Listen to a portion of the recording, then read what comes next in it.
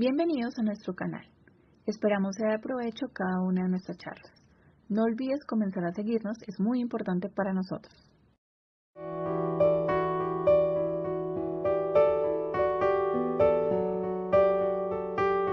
Es el tema que hoy nos reúne, que son esos mitos y miedos que están en torno a la epilepsia y que muchas veces nosotros como cuidadores o como pacientes, al enfrentarnos a un diagnóstico como este, tenemos muchísimos temores y pues para eso le hemos invitado para que nos saque de todos esos miedos que tenemos y que de pronto nos dé luces al respecto. Bueno, sí, eso es habitual que pase ante cualquier enfermedad, ante un diagnóstico y sobre todo cuando es un diagnóstico reciente. Entonces, lo primero que pasa es que hay una negación, ¿no? Es normal que aparezca esa negación, que todo nos da. Luego que ya hay la aceptación, empiezan a aparecer muchos comentarios, mensajes de la gente, la mayoría, lógico, sin mala intención. Empieza uno a compararse, a ver, y uno no se da cuenta que esta enfermedad tiene un espectro, ¿no? O sea, de una condición leve, donde hay unos síntomas leves, hasta una condición que puede llegar a ser mucho más, con mayores síntomas que tienen mayor impacto negativo sobre la calidad de vida. ¿Qué es lo primero, lo primero que se debe tener en cuenta al momento de este diagnóstico y que les quiero aclarar? Es que se trata de personas con epilepsia, ¿sí? No de epilépticos. Eso es lo primero que hay que dejar claro. El diagnóstico es epilepsia y hay una constelación grande de ese diagnóstico. O sea, hay muchos diagnósticos de epilepsia, diferentes formas y bueno. Pero entonces ese es el primer punto, que se trata de personas con epilepsia. ¿Por qué no utilizo el término epiléptico y por qué deberíamos apartarlo un poco? Porque cuando yo hablo de un epiléptico, hago referencia a que la epilepsia le pertenece a esa persona, la epilepsia como que se toma a esa persona y la domina y es de ella. Y resulta que es al contrario. Sí, la epilepsia le pertenece a la persona y la puede controlar muy bien. Entonces, por eso debemos apartar ese término de epiléptico a persona con epilepsia. Es una persona Sí, que ni siquiera tiene, paciente, ¿no? Hoy en día incluso sí, están derribando el término paciente para convertirlo en que somos todos personas, no una persona, personas. pero personas, básicamente. Exacto, es una persona con epilepsia. El término paciente lo utilizo cuando el término paciente viene de paciencia, o sea, esa persona debe tener paciencia, por eso es ese nombre. Entonces yo les aclaro que ese término es para tener paciencia porque ninguna enfermedad cambia de un día para otro, ninguna. O sea, no vamos a comparar ahorita enfermedades, pero ninguna, cualquiera que sea la enfermedad, no va a cambiar de la noche a la mañana y este diagnóstico de epilepsia no es la excepción, va a seguir siendo lo mismo. Es un espacio largo que se va a tener para el diagnóstico, para llegar al diagnóstico, para tener el periodo de negación, la aceptación, la adaptación después. Todo eso lleva un tiempo hasta que ya la persona puede controlar las crisis de epilepsia y tener ya una vida con un control de estas crisis. Ya. Entonces, Doctor, eso es lo primero. ok, gracias. Quisiéramos preguntarle, eh, ¿es posible curarse de la epilepsia? Excelente pregunta. A mí me encanta que me hagan esa pregunta porque, porque también hay mucho mito ahí detrás de eso, ¿no? Que porque uno ve, entonces uno empieza a ver como lo anecdótico de otras personas y uno no sabe si le va a pasar eso o no. Cada uno es individual, entonces no me va a pasar lo mismo que la otra persona. Uno ve que algunas personas dejaron de tomar medicamentos y no volvieron a tener crisis de epilepsia. Otros, por el contrario, cada vez más medicamentos y medicamentos, más medicamentos.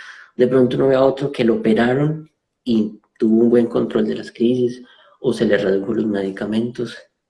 Otro empezó a modificar sus tratamientos con fármacos, con medicamentos, y también se logró controlar. Otros definitivamente probaron de todo y no controlaron nada.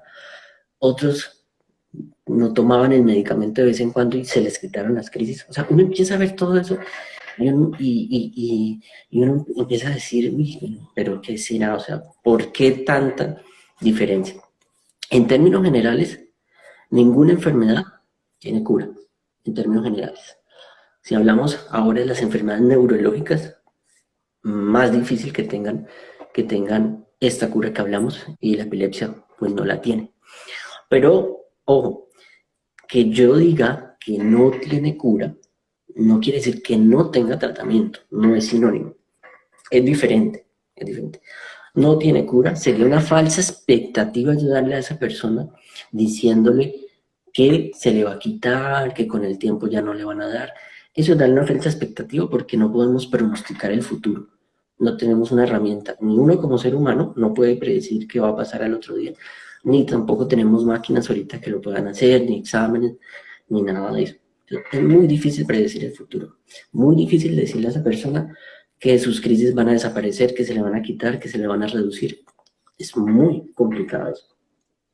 Que yo de pronto tengo un tipo de epilepsia, un diagnóstico como, voy a ponerle nombre, en este caso epilepsia mioclónica juvenil, que es una epilepsia que es de buen control, de fácil control, que con el tiempo las crisis desaparecen, se les puede quitar el medicamento.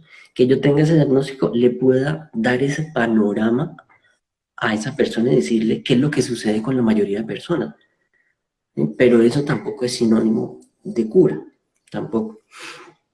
Sin embargo, la Liga Internacional contra la Epilepsia tiene una definición de para quitar el medicamento, no, entre comillas, pudiéramos hablar que la persona está curada en ese momento, pero ellos hablan de quitar el medicamento cuando ya lleva más de 5 años sin tener crisis.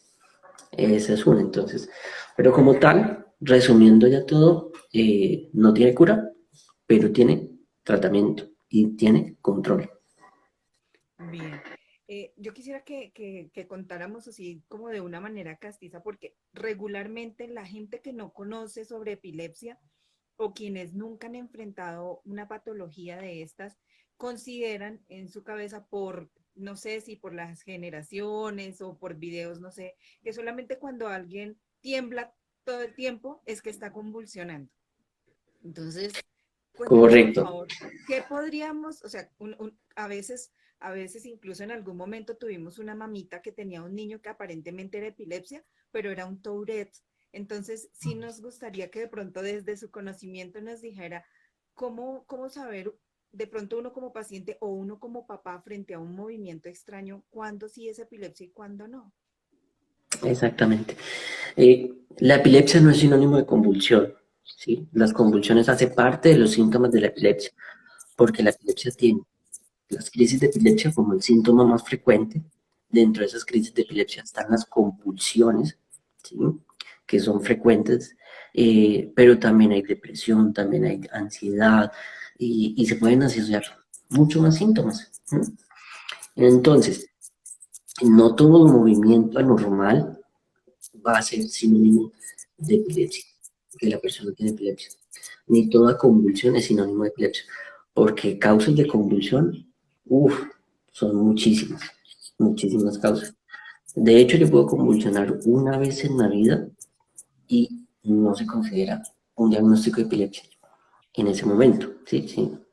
Excepto si cumplo otras características ya dentro de los síntomas asociados, ya es diferente. Pero sí, hay que tener mucho cuidado cuando la persona convulsiona, cuando tiene un movimiento extraño, cuando tiene alteración de su conciencia, de su nivel de conciencia, de su alertamiento, cuando tiene pérdida del tono postural, o sea, yo tengo ahorita un tono postural y de pronto lo pierdo, caigo. Cuando tengo todo eso, quizás por tradición, ¿sí? Ya se está considerando que la persona tiene una convulsión. También están esos eventos paroxísticos no epilépticos. Y aquí quiero hacer un paréntesis, hablar con mucha claridad también, porque hay muchas personas que tienen epilepsia y pueden tener eventos paroxísticos no epilépticos, ¿sí? Un evento paroxístico epiléptico es un movimiento anormal, que no tiene una actividad motora definida, o sea, no tiene algo definido, es desorganizado, no tiene un horario tampoco definido, ¿sí? O sea, inclusive el acompañante o el familiar no lo puede describir muy bien como describe las anteriores crisis.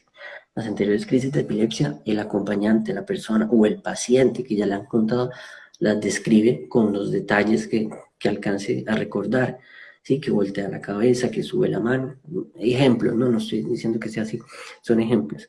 Pero en este caso hay como un cambio en esa modalidad de crisis que venía presentando y cambia la dinámica. Algunas son mucho más agresivas. Entonces esos pacientes muchas veces terminan sobremedicados porque dan más medicamentos y más medicamentos y dicen no se controla, no se controla, no se controla. Entonces el panorama me dice que las personas con epilepsia son las que más hacen eventos paroxísticos no epilépticos o pseudocrisis. La causa no se sabe. Yo puedo decir aquí mi hipótesis, ¿sí? Que es la misma enfermedad, que de pronto es un trastorno del afecto. Son hipótesis, pero la causa de por qué están presentando estos eventos no se sabe. O sea, la ciencia no ha podido determinar. Y personas que no tienen epilepsia también pueden presentar estos eventos paroxísticos no epilépticos y terminan sobrediagnosticados con epilepsia, con tratamientos e inclusive con intervenciones un poco más agresivas que los medicamentos. Entonces, cuidado con esos movimientos desorganizados, bruscos, agresivos, que no todo va a ser sinónimo de crisis de epilepsia. Nos gustaría saber, doctor, si la epilepsia solamente se da en cierto tipo de personas. Muy buena pregunta. Y también existe la creencia de que la epilepsia es para determinadas personas. Yo les digo a mis pacientes, no sé si suena un poco brusco y no quiero ofenderle pronto a nadie, pero yo les digo, la única condición para no enfermarse en la vida es estar vivo, independientemente de la edad, donde esté, en qué casa viva, en qué trabaje, qué haga, qué piense, o cualquier característica que yo tenga como persona, va a ser indiferente para enfermarme de cualquier cosa. Para epilepsia es lo mismo, no hay excepción para esta enfermedad. A cualquier persona de diferente sexo, de diferente etnia y de lo que sea que haga en la vida, le puede dar la epilepsia, ¿sí? Entonces no hay una condición especial, ni niños, ni personas de la tercera edad, ni hombres, ni obesos, nada, no hay ninguna excepción. A cualquiera de nosotros en este planeta nos puede dar epilepsia.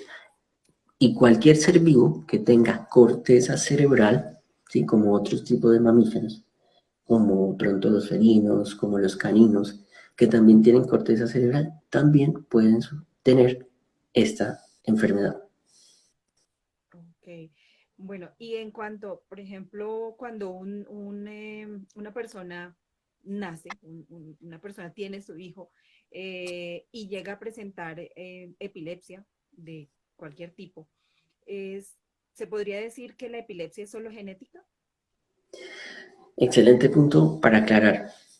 Las personas que tienen este diagnóstico, que tienen la epilepsia, pues sienten el temor, ¿no? De pronto de tener un hijo, de tener más generaciones adelante. La verdad que es incierto. Hay algo de heredabilidad, ¿sí? Es diferente que sea una enfermedad por herencia, es diferente, ¿sí? No es una enfermedad por herencia.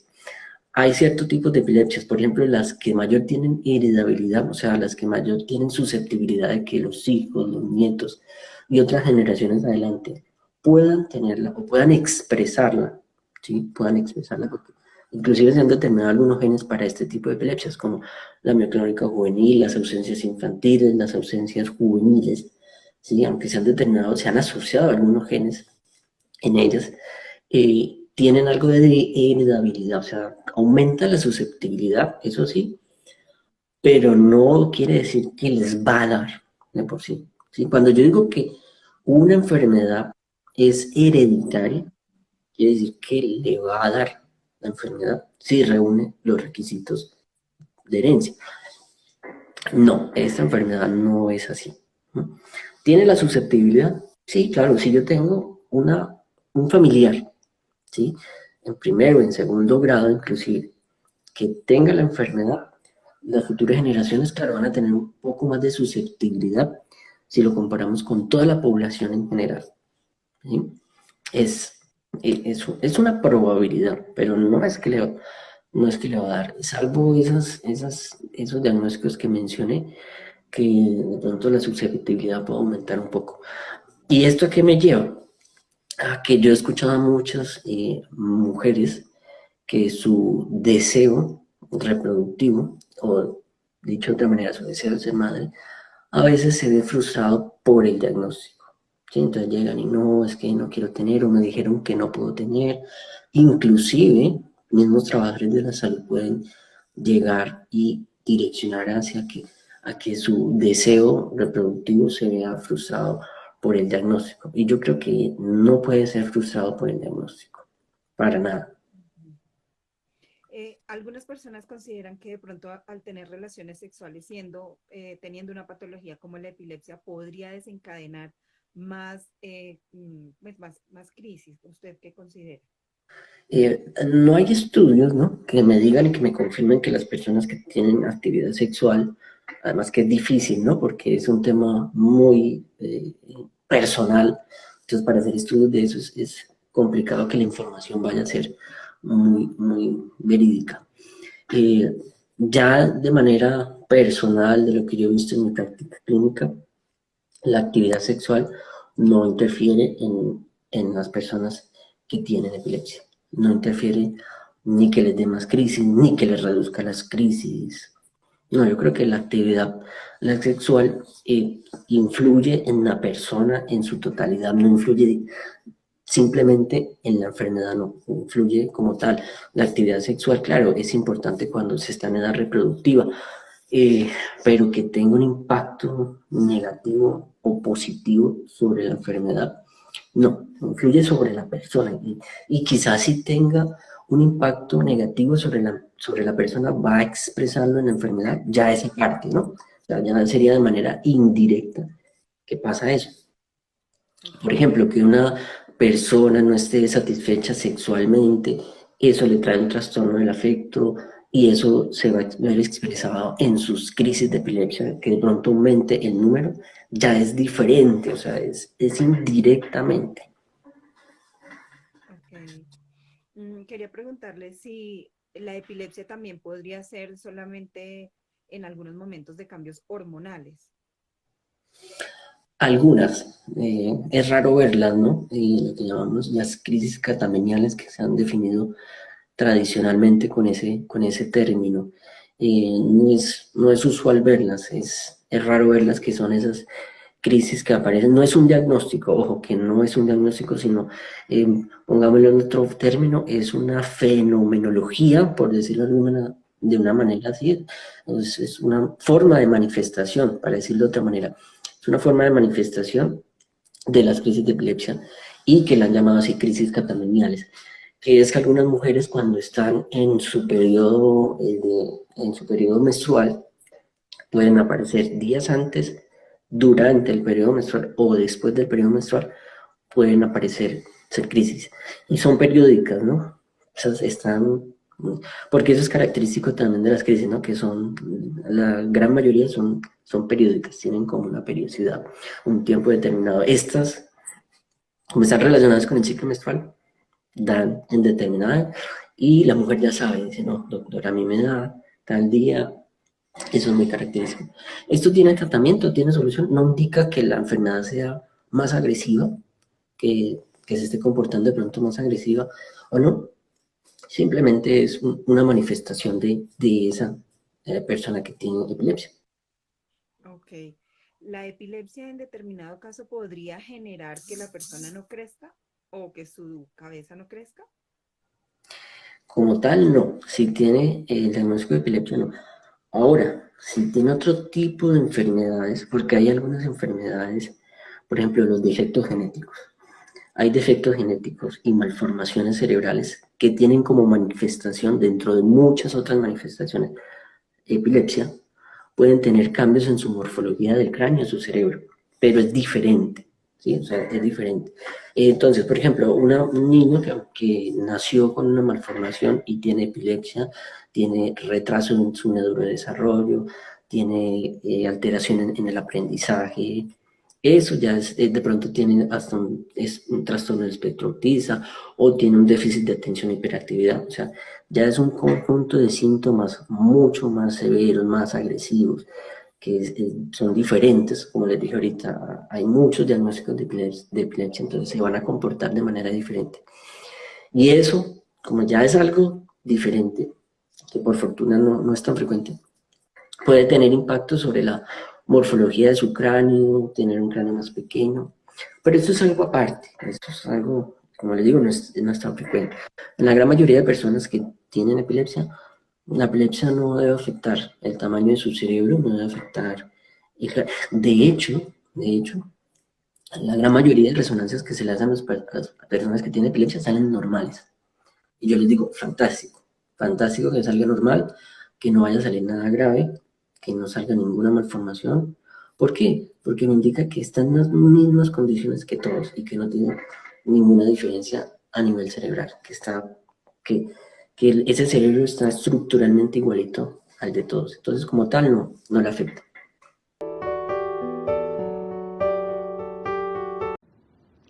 Si te gustó nuestra charla, dale like al video y no olvides suscribirte. Queremos leer tus opiniones. Déjalas en los comentarios. Activa la campanita de notificaciones para que estés pendiente de nuestros próximos videos. Así nos apoyas en nuestra labor de informar, educar y capacitar. Comunidad Familias Púrpura, uniendo familias con epilepsia.